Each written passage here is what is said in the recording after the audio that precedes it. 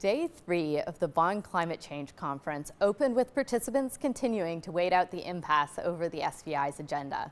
Meanwhile, contact groups and informal consultations convened under the substaff. During the ADP roundtable on building a practical and results-oriented approach to increasing pre-2020 ambition, panelists highlighted the gap between current pledges and what is required by science. Joseph Alcamo, chief scientist at the UN Environment Program, emphasized, "The big message is that emissions can be reduced substantially throughout the entire world by fulfilling local and national priorities over and above climate protection."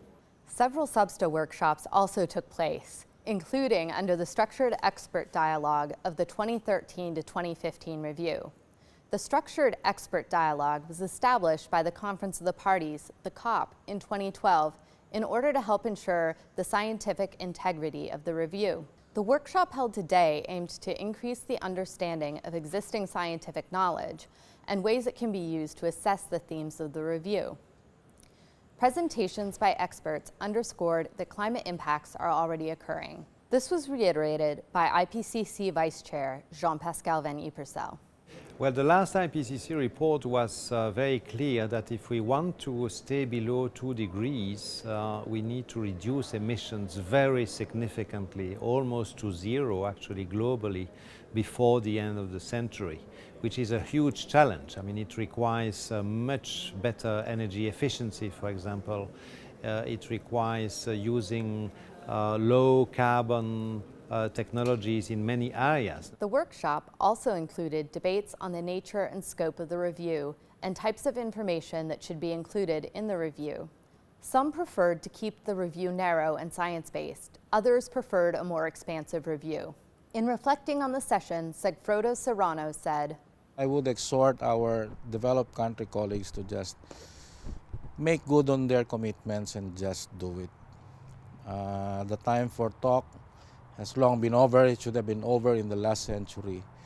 This is the century where we really have a chance to save a lot of people, a lot of lives, a lot of countries, a lot of cultures, and of course the planet." As the afternoon wore on, delegates waited for the SBI to convene. I'm currently at the plenary 1, so-called the Salle Maritime. I'm waiting for the opening or reopening of this SBI plenary, because now the SBI plenary is completely on hold. I would like to hear from the chair of the SBI about the current status of the negotiation coordination. We observed that the parties made some steps forward towards each other's position. However, these steps were not sufficient to bridge the existing divergence of views.